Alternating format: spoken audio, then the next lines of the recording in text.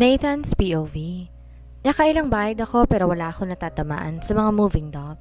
Nagyayabang-yabang pa naman ako sa kanya, nibibigay ko sa kanya yung malaking stuffed toy na Pikachu. Kaya hindi ko tinatandaan pero wala talaga akong matamaan, kahit isa.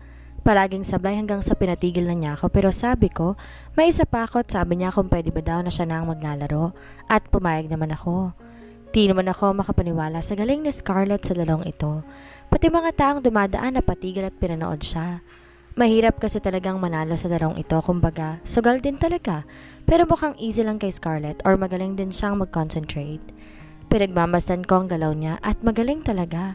Talagang tinitingnan niyang mabuti na tila inaara ng galaw ng mga bibe tapos sa kanya babarilin.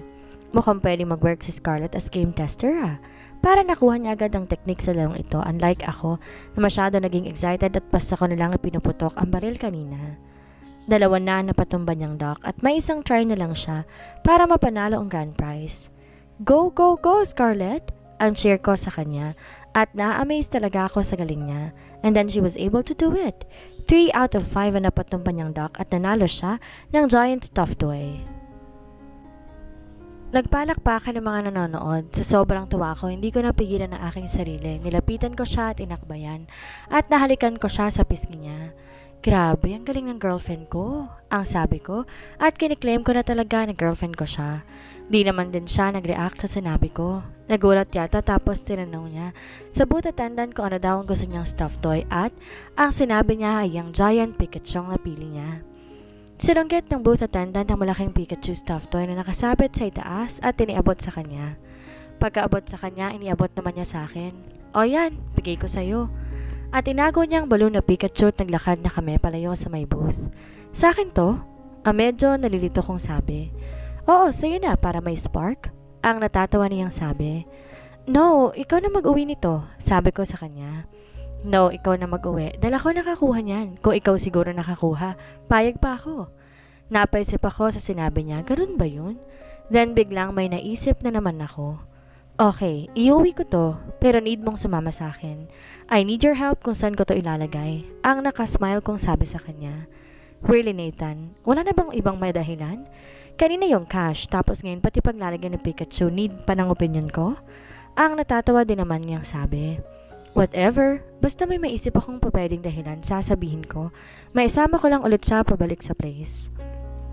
Okay, sige na nga. Punta na tayo sa place mo pero ipapaalala ko sa iyo yung rules mo kanina, ha? Ang nakangisi niyang sabi. Bakit ko pa kasi inimik yun? Yan tuloy. Pero di bale okay lang. At least may bonding kaming dalawa. At saka, pasasaan ba't alam kong sasagutin din niya ako? Dahil kung wala akong pag-asa, malamang kanina pa kami naghiwalay ng landas. Di man naging maganda ang kinalabasan ng dinner date namin kanina. Nagkaroon naman kami ng biglaang date dito sa nadaanan naming amusement park.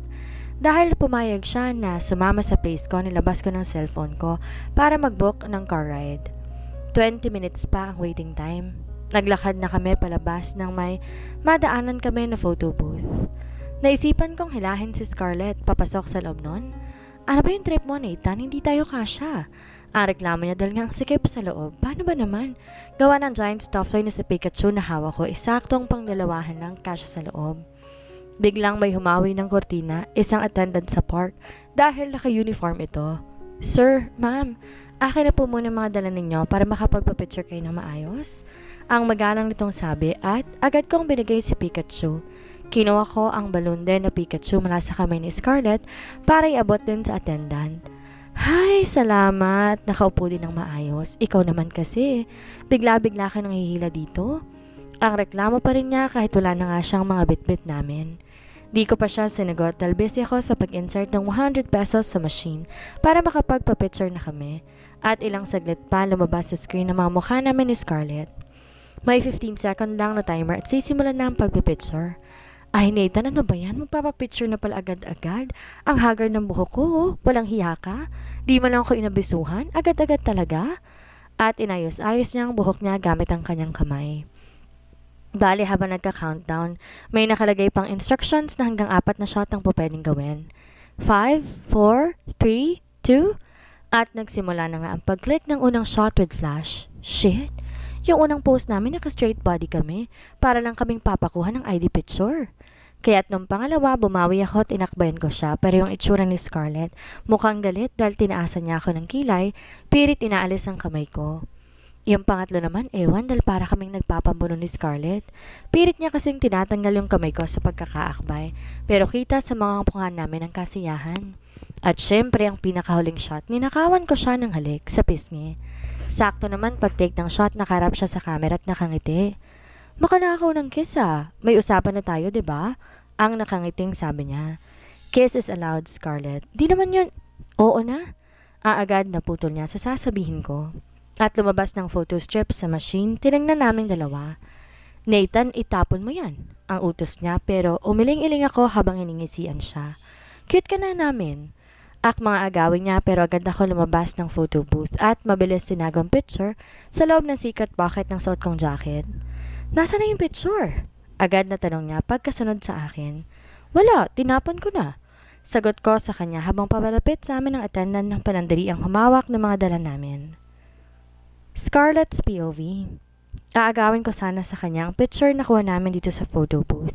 Dahil di ko gusto pero mabilis siyang nakalabas at iniwan talaga ako dito sa loob. Sabi ko itapon niya na yun pero ayaw naman niya. Lumabas na rin ako sa photo booth at nang makita ko siya, hinalap ko sa kanyang picture pero wala. Di na niya hawak at sinabi pang tinapon na daw niya. Syempre naman di ako naniniwala. Kitang-kita ko ang saya sa mukha niya nung tinignan niya ang picture namin. Malamang tinago niya kaagad. Lumapit naman ang attendant na pansamantalang humawak ng bitbit namin. Si Nathan na nagbitbit ng mga yon kahit bitbit niya malaking stuffed toy ni Pikachu at isang balon din na Pikachu yung nagawa pa rin niyang hawakan at hilahin ang isang kamay ko. Tara na, nandun sa labas ang sundo natin at ang bilis ng lakad namin. No choice ako dahil hinila niya ang kamay ko. Paglabas nga namin may kotse na sa labas at ito daw yung binook niyang ride. Bumitaw ako sa kanya at ako na nagbukas ng kotse gawa ng puno ang kamay niya. Pasok na, Mr. Nathaniel Torres. Umiling-iling siya at gumisi.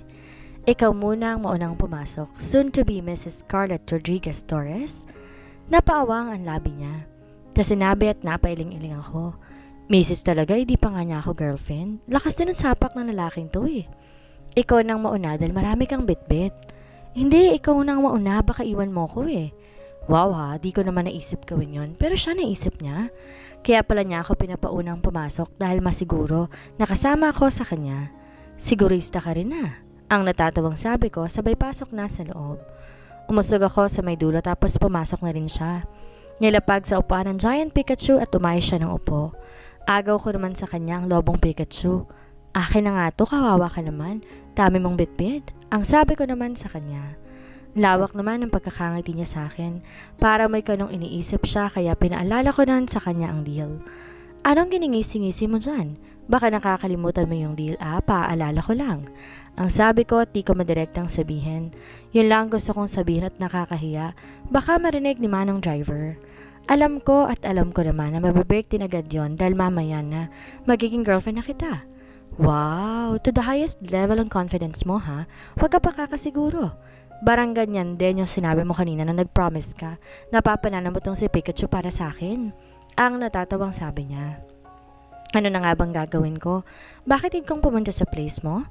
Ang maangan kong tanong sa kanya. Pupunta ka dahil babayaran kita in cash tapos maghanap tayo ng place kung saan natin ilalagay tong si Pikachu. Kailangan ba talaga pumunta ako? Naantok na ako, ibang transfer mo na lang yung utang mo. Tapos si Pikachu, alam mo na kung saan mo ilalagay. Doon na lang sa may table. Ang natatawa kong sagot sa kanya. Di nga po pwede. Kailangan cash ang ibayad ko sa'yo para di ka mahirapan mag-withdraw. Tapos di ko alam kung anong table ang sinasabi mo. Marami akong table sa bahay. Ang maang-maangan niyang sabi. Alam mo kung anong table ang tinutukoy ko. At binigyan ko siya na makahulugang tingin pero umiling-iling lamang siya. Hindi ko matandaan, hindi ko alam. Kailangan mo talagang umakyat para ituro sa akin anong table yon. Anak ang iting sabi niya. Yeah, as if. Hay nako, maang-maangan lang peg ni Nathan kahit alam niyang anong table ang tinutukoy ko. Yung table na walang nakadisplay dahil nabasag na nagawa ng kalibugan naming dalawa. Gagawin naman talagang lahat para maisama niya ako eh. At sa isang iglap, nandito kami sa loob ng kondo niya.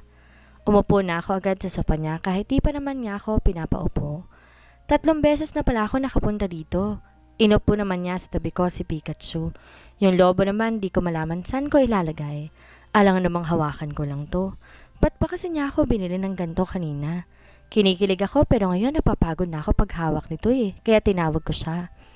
Nathan, yung lobo saan ko ilalagay? Lumapit siya sa akin at kinuha na yon. Sinundan ko siya ng tingin at naglakad siya sa may dining area. Tinali mo ng lobo doon sa isang upuan tapos pumunta sa may ref at may kinuha. Napapailing na naman ako nang buksan niya bago inabot sa akin isa sa dalawang beer in can na hawak niya at iabot sa akin. Kinuha ko naman. Nathan, wala sa usapan natin, magiinuman tayo . Binuksan din niya ang kanya at halos sabay naming tinungga at parehong nakatingin sa isa't isa.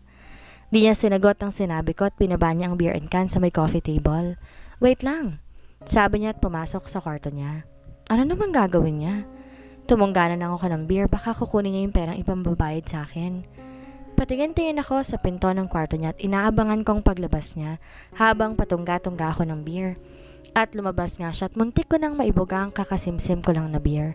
Shit naman kasi neto ni Nathan, ano bang trip niya? Mukhang sinisidus ako . Akala ko kaya siya pumasok ng kwarto para kunin ang cash na ipambabayad niya sa akin. Pero sa ayos niya ngayon, sure ako wala siyang dala. Dahil tayong nakatakip na lamang sa katawan niya ang kulay itim na boxer brief at kitang-kita ko ang umbok ng pagkalalaki niya. At isama mo pa ang pagiging hunk niya. Big, strong, and sexually attractive. Bigla akong nawet sa nakikita ngayon . Di ko maiwasang hindi matawa sa nakikita ko. Haya ang ginawa ko, tinakip ko isang kamay sa mga mata ko habang hawak pa rin ang beer in can sa kabila. Naramdaman ko ang pag-upo niya sa tabi ko sabay akbay sa akin. Ang init ng katawan niya at nag-iinit na rin ako dito. Tapos ay tinanggal niya ang kamay ko na pinantatakip ko sa mga mata ko. Natanggal nga niya, pero nanatili pa rin akong nakapikit. Bakit ayaw mong imulat ang mga mata mo? Hindi ka ba makapagtimpi? Sagutin mo na kasi ako at mapapasaya ang lahat ng to. Sabi pa niya sa mapang-akit na boses. Napadilat naman ako sa sinabi niya at narealize ko anong ginagawa niya. Gumagamit siya ng art of seduction and is trying to seduce me para pumayag ako maging girlfriend niya. Nilingon ko siya, nakaakbay pa rin siya sa akin at umiling-iling ako. Muli kong pinasadahan ng kabuuan niya. Shit talaga. Napakagat-labi ako. Ano, sagutin ko na ba? Anong trip yan, Nathan? Oo, alam ko, pamamahe mo to't pwede mong gawin lahat ng gusto mo. Pero mukhang di kaya lumalaban ng patas. Sabi ko sabay tongga ng beer at nauhaw akong bigla. Pero di kayang pawiin ng beer ang uhaw na nadarama ko ng mga oras na to. May laban pala tayo? Di ko alam yun pero kung sakali surrender ka na ba? Tanong niya sa akin at pakiramdam ko'y umusog pa siya ng husto para lalo magdikit ng aming katawan at nanatili siyang nakakbay sa akin habang nakaupo kami. Lanjo, nakahubad pa naman siya Kaya ramdam na ramdam kong init ng katawan niya kaya't ang ginawa ko, ilalis ko ang kamay niya mula sa pagkakaakbay sa akin. Bakit mo tinanggal? Pwede naman akbay Di naman ganun yun ang reklamo niya. Pero di ko siya pinansin at ang ginawa ko, kinuha ko ang stuffed toy na Pikachu na nasa kabilang side ko at nilipat para nagpalit kami ng pwesto. Napagigitaan na kami ng malaking stuffed toy ngayon. Anong trip yan, Scarlett? Aba, hindi pwedeng ikaw lang may trip, Nathan. Dapat ako din. Ang natatawa ko ring sagot sabay inom ng beer. Pero seryoso, Scarlett, sobrang na-touch ako dahil binigay mo sa akin to. Grabe ka pala manligaw, kinikilig ako Talagang sineryoso mo yung shooting game para lang may panalo at mabigay mo sa akin tong giant stuffed toy? Ang sabi niya pang tila nangaasar. Anong sinasabi niya? Hindi ba pwedeng nang hihinayang lang ako sa lahat ng binayad niya? Kaya nang huli ako nang naglaro para naman manalo kami. Naubos ko ng laman ng hawak kong beer and can at nilapag ko sa coffee table at tumayo na ako. Okay na ako, salamat sa pa-beer. Nasaan ba lang pera para makauwi na ako? Tumayo siya at lumapit sa akin. So magkatapat na kami ang hot talaga niya. Parang natitempt akong sugurin siya ng halik ng mga oras na to. Don't be shy, Scarlett. You can kiss me if you want. At nilapit pa niya ng gusto ang mukha niya sa mukha ko na tila ba nanunukso. Shit, ba't parang nabasa niya ako nung naiisip ko? Agad akong tumalikod sa kanya at naglakad papunta ng kitchen area. Need ko uminom ng tubig. Maraming tubig. Kumuha ko ng baso at pinuksan ng ref niya. Kinuha ko ng pitsil at sinalinan ko ang basong hawak ko. Pinuno ko ang baso at agad na ininom. Naubos ko na isang tunggaan lang at nagsalin ako ng panibago pero di ko na pinuno ang baso tapos binuksan kong muli yung ref para ibalik ang pitsil. Inubos ko yung tubig na nasa baso bago ko ilapag sa may kitchen counter at syempre nakasunod na agad dito si Nathan. Talagang binabalandra niya ang katawan niya. Ano bang gusto niyang patunayan? Nakita ko naman na yan. Ano na Nathan? Nasa ng pera? Nakatayo ka pa dyan, hindi mo pa talaga kinuha para makaalis na ako? Ang sungit-sungitan kong sabi pero nilapit na naman niya ang katawan niya sa akin. Harapan na naman kaming dalawa at nagulat ako sa ginawa niya. Inapit niya ako sa bewang dahilan para lalo magkadikit ang aming mga katawan at ngayon ngay ramdam na ramdam ko ang ano niya sa bandang puson ko. Pinanlakihan ko siya ng mata habang siya naman patawa-tawa lang. Nathan! Ang makahulugan kong tawag sa pangalan niya. Di ko na kailangan pang sabihin ang gusto kong iparating. Alam ko, gets na niya ang gusto kong sabihin. What? I am not breaking any rules. Masyado namang malayo ang touch sa ganon. So I think touching is allowed? Matalino talaga to si Nathan ha. Naisip niya pa yon. Pero teka, nagkakalimutan yata ba't ako pumunta dito? Okay, sabi mo yung 7,000 baka naman pwedeng pakibalik na. Pagpapaalala ko sa kanya at kanina pa ako ulit-ulit dito. No problem, halika, kunin natin. At giniyan niya kami papunta sa kwarto. Wala ako nagawa dahil nakahawak siya sa bewang ko kaya napasunod na lamang ako sa kanya. Talaga bang isasama niya ako sa kwarto niya? At isinama nga niya ako. Binitawan pa niya ako nang nasa tapat na kami ng kama. Upo ka muna dyan, ang sabi niya sa akin. Tinaasan ko naman siya ng kilay. Ang galing din ng style mo no? Sinama mo pa talaga ako pwede naman ako dun sa sofang umupo at maghintay. Ang natatawang sabi ko habang pumupesto na ako ng upo sa may edge ng kama. Gusto ko nakikita kita, kaya't dyan ka lang at maghintay. Ang natatawa ring sabi niya bago niya ako tinalikuran, lumapit siya sa working desk niya. Hinila niya ang drawer. Nakita ko pang parang may kinuha siya na parang wallet envelope. Baka doon nakalagay ang pera sa isip-isip ko. Shit! Kahit mahina, narinig ko pa rin ang pagmumura niya habang tinitingnan niya ang loob ng wallet. Napahawak ako sa aking noo dahil base sa reaksyon niya, parang alam ko na anong nangyayari. Mukhang naskama ko ni Nathan sa ginawa niyang pagpapapunta sa akin dito. May nalalaman pa siya na since cash daw ang perang nilabas ko, cash din daw dapat niyang bayaran para di daw ako mahirapan mag-withdraw. The joke is on me. Mukhang di naman pala niya ako mababayaran ng cash Kailangan ko na naman mag-withdraw ng pera. Sana lang sa sunod na withdraw ko hindi na ako ma-hold up. Tumayo ako, naglakad papunta sa kanya. Nagpakawala ng malalim ng buntong hininga para kumalma. Dalayo ako talaga ng stress sa buhay. Na makalapit ako sa kanya at napalingon siya sa akin. Huwag mong sabihin na wala kang cash. Di siya makasagot at tinatanong ko sa kanya. Kaya inulit ko ang tanong ko. So ano na Nathan, may pambabayad ka ba sa akin o wala? Nathan's POV. She's checking me. I know that she likes what she see pero panay ang iwas niya. The two of us can play this game. Panay naman ang sunod ko sa kanya and I tease her by touching her. Pinapaalala naman niya ang usapan namin pero sinabi ko wala naman akong binibreak na rules. Di naman siya pumalag tungkol doon pero yung tungkol sa 7,000 na cash, nakailang ulit yata.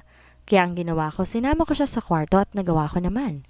Ngayon nga, nakaupo na siya sa kama ko. Pumunta ako ng working desk at binuksan ng drawer at may kinuha akong wallet. Alam ko may cash pa ako dito Shit! Ang mahinang bigkas ko nang tinignan ko ang loob ng wallet. Ilang saglit pa tumayo si Scarlett sa kama at nilapitan ako. Huwag mong sabihing wala kang cash. Tayong nasagot ko kaya't inulit na naman niya ang tanong niya. So ano na Nathan, may pambabayad ka ba sa akin o wala? Ang ulit na sagot ko. Hay nako, uuwi na ako. Paki-drunk transfer na lang mamaya. At akmang tatalikuran niya ako pero mabilis kong nahawakan isang braso niya. Kaya muli siyang napaharap sa akin at ngayon nga, magkadikit ng harap ng aming mga katawan. Masyado ka namang nagmamadali. Di pa ako tapos magsalita. Nagkunwari akong mukhang wala akong cash pero meron talaga. Dinedelay ko lang mabigay dahil panigurado kapag nakuha niya na, uuwi na siya. Hindi pa kami tapos sa paglalaro. Bahagya naman siyang natawa. Oh, ano na namang dahilan o palusot mo ngayon? Ang nakataas kilay niyang sabi. Wala! Nakakunot na akong sagot sa kanya. Seryoso, wala talaga. Oo, wala talaga dahil may pambayad naman ako sa iyo Dinukot ko sa wallet ang pera at iniabot ko yun sa kanya. Umiling-iling naman habang pinipigilan ang ngiti na gustong kumawala sa bibig niya. Di ko talaga alam anong klaseng trip meron ka May padrama effect ka pa kanina, akala ko wala kang cash. Sabi niya habang binibilang ang pera. Wait, sobra. At inabot niya sa akin ng 3,000. Nope, sa'yo na yan, bayad sa abala. Kinuha niya ang kamay ko at pilit iniipit ang 3,000. Kung ano lang atraso mo, yun lang kukunin ko, sabi pa niya. Hindi ko siya kinontra dahil may pagka-strong independent woman ang personality ni Scarlett. Baka mainsulto kapag pinagpilitan ko pa, kaya't binalik ko na lamang ang pera sa wallet. So paano yan? Text-text na lang. Sabi niya takmang tatalikod na pero muli kong nahilang braso niya at muli napaharap siya sa akin. Ano na naman, Nathan? Ano pa bang kailangan mo? Ikaw ang kailangan ko? Sabay sumgab ko na mapusok na halik sa labi niya. Di siya agad nakagalaw pero ilang saglit lang, naramdaman kong sinasagot niya na ang mga halik ko. Shit! Gusto ko na siyang hubaran sa mga oras ito pero hindi po pwede dahil may usapan nga kami. Di pa siya pumapayag na maging girlfriend ko sa ngayon, halik-halik muna. Naramdaman ko naman ang dalawang kamay niya na humawak sa magkabilang braso ko habang patuloy pa rin kami sa paghahalikan hanggang sa nilayo niya ang kanyang labi mula sa labi ko. Nathan, alam ko na ang gusto niyang sabihin. Papaalala na naman niya sa akin ang usapan namin kaya't bago pa siya makaimik, inunahan ko na siya. We're not breaking any rules, Scarlett. Kissing is allowed. Ang nakangiti kong sabi habang muli kong nilalapit ang labi ko sa labi niya and we're kissing again. Hanggang kusang gumalaw ang aming mga katawan na naglakad hanggang nasa may tapat kami ng kama at inihiga ko rin siya. Inihiwalay na naman niya ang labi niya sa labi ko. Ibang level na ng kiss to nakahiga na tayo? Ang natatawang sabi niya. Kahit anong posisyon pa yan, kissing is still kissing. Ang nakangiti kong sagot sa kanya at hinulikan ko ang leeg niya. Nathan, please, stop. Ang saway niya sa akin but I cannot stop. And I won't stop, lalo pa na marinig kong bahagyan niyang pag-ungol. Shit, sobrang tigas ko na ng mga oras ito and I need to calm down. Dahil hindi ko siya pwedeng i-penetrate at may usapan kaming dalawa. Tayong magagawa ko lang ngayon i-rob to sa kasalanan niya at ginawa ko nga. Nathan, ang daya mo, stop this. Ang muling saway sa akin ni Scarlett pero hindi mapagkakaila na gusto niya rin to dahil sa reaksyon niya. Tinigil ko ang paghalik sa leeg niya pero patuloy pa rin ang ginagawa ko na pag-rub sa aming mga katawan. At tinignan ko ang mukha niya ngayon nakapikit, nakaawang ng bahagya ang labi at muli ko na naman yung inabot para hagkan at naghalikan na naman kaming dalawa. Naghiwalay saglit ang aming mga labi dahil tila kinakapos na kami sa paghinga. What do you want, Scarlett? Tell me. Whispering into her ear and then tinignan ko ang reaksyon ng mukha niya. I know di lang ako ang may gusto nito. She also wants this at yun na nakikita ko sa mga mata niya. Shit me. Sabi niya sabay kagat sa kanyang ibabang labi. Umiling-iling ako at nakita kong napakunot siya na noo. Of course, I'm not going to her but not until... Okay, fine, whatever. Sige na pahig na ako maging girlfriend mo. Ang natatawa niyang sabi. Di ko pa man nasasabi na kailangan niya muna i-confirm na kami na bago ko gawin ang gusto niya. Pero nagets niya na kaagad ang reaksyon ko kahit sinabi rin niya kaagad. She understood the assignment at ngayon nga confirm ng kami na talaga. Scarlett Rodriguez is now my girlfriend.